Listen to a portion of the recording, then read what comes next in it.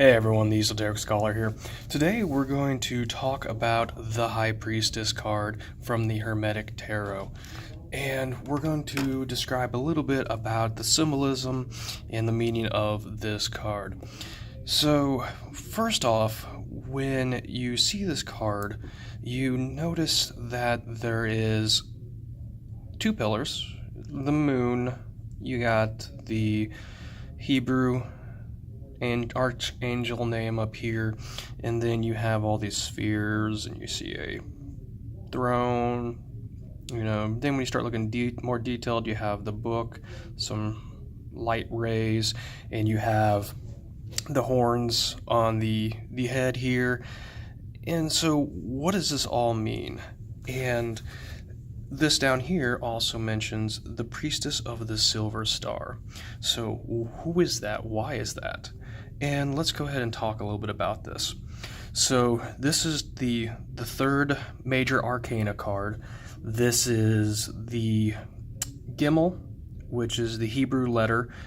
Then you have this Hebrew here. Now this is the archangel that rules this particular card, and that is Gabriel.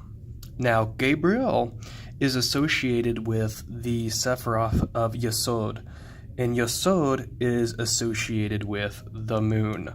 So now you start to see how these start to tie together. Gimel is associated with Gabriel.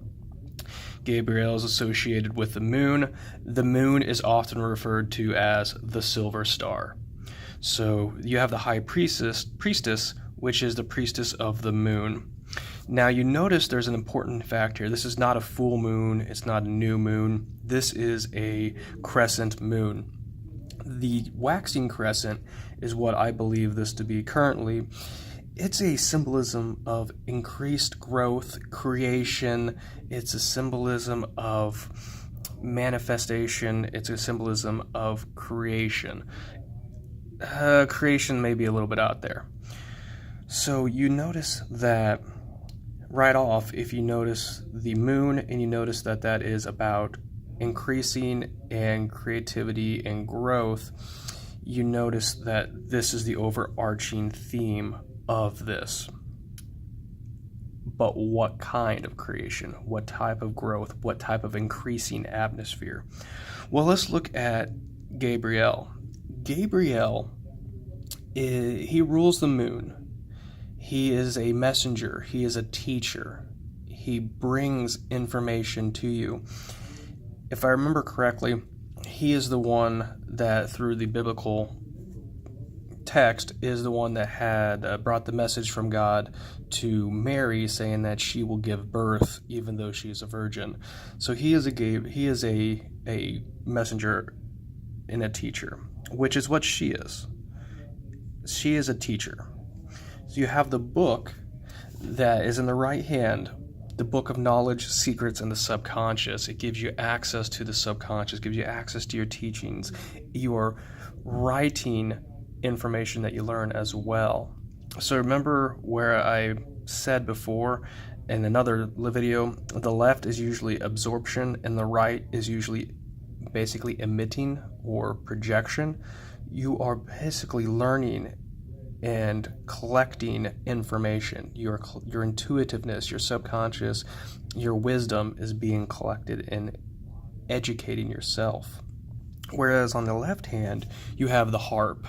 Now, the harp, in my opinion here, is symbolic with music and harmony and frequency. But on a deeper level, the music is all frequency and vibration of molecules and energy. So you are creating, when you create music, you are manifesting this vibration. You are bringing and taking in all these energies and this information that you are learning, and you are storing that within the book, within knowledge. Now she's got this wicked cool headdress on here, and it's a horned headdress. Now this is where things get interesting, because this, I believe, is associated with the Hathor, Egyptian deity, which is also later in Egyptian mythology converted or linked to Isis. Now, Isis is a teacher. Isis was often depicted with the horns and then the sun between the horns.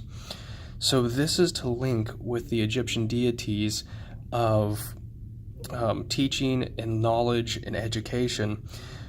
But what's funny is Hathor is also tied into Gabriel. So there's a correspondence between the two, which further and basically linked to my analysis of them.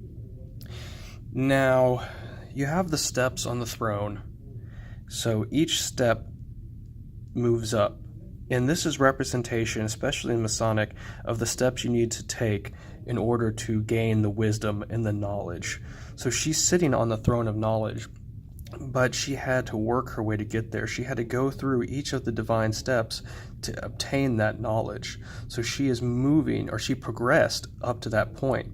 So one would say that this is the fool's journey from starting out that he has a mission that he knows he needs to accomplish to trying to become that magician through intuition and development to finally becoming wiser and realizing you need the wisdom and the learning to develop. And that's just a quick analysis. I mean, you can go in a lot more depth than that. But now we also see that the Princess of the Silver Star has all these towers. You have the orbs. Now, minus these two orbs here, you can see that we have a symbolism of the Tree of Life, the Kabbalistic Tree of Life, on each one. You have the two towers that are also in Masonic history and into the traditional tarot as well. Some would say that you have the pillar of severity and the pillar of mercy with the middle path that you should basically take to divinity. Others would say that this is the Boaz and Jachin, basically in Freemasonry, that these are the pillars outside of the Temple of Solomon, representing basically the knowledge of Solomon and God's creation. So the Boaz is defined as strength, and Jachin is defined as God establishes or establishes.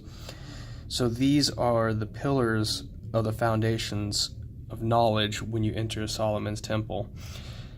That's my interpretation. I'm open to hear what your interpretation of those two are. So please leave a comment on that. And, the Tree of Life representation is the intuitive path to wisdom. So that plays into this whole card's theme, which is intuition, wisdom, learning, and seeking. Now, what you see here is she's also looking right. Often, one would say often to the distance, one would say to the pillar of severity, but she's analyzing. She has her gaze not ahead of her, not towards any one particular goal. That's my opinion, but she is looking into the distance and analyzing how to get there. That's what I see when I see this, and that's my intuition interpretation of that gaze.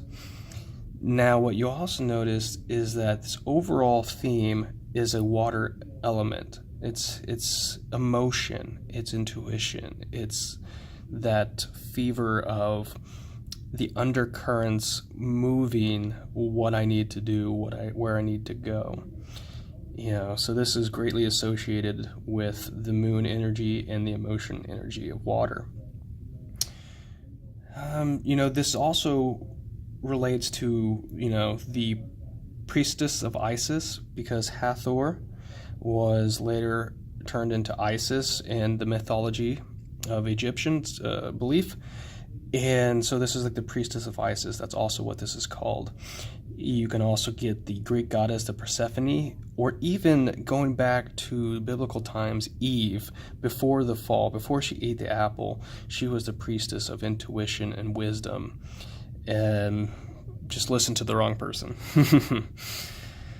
Or the first teacher. You can also get that this is about nature and the spiritual energy and the spiritual mysteries of life from this as well. So that is my review and my associations of the Priestess of the Silver Star. So let me know what you think and send me some comments, send me some emails. Let me know what you want to see out of these videos, and I will continue on making them. I'm going to go through each of the major arcana and probably the whole 78. So this is going to be a lot of videos here.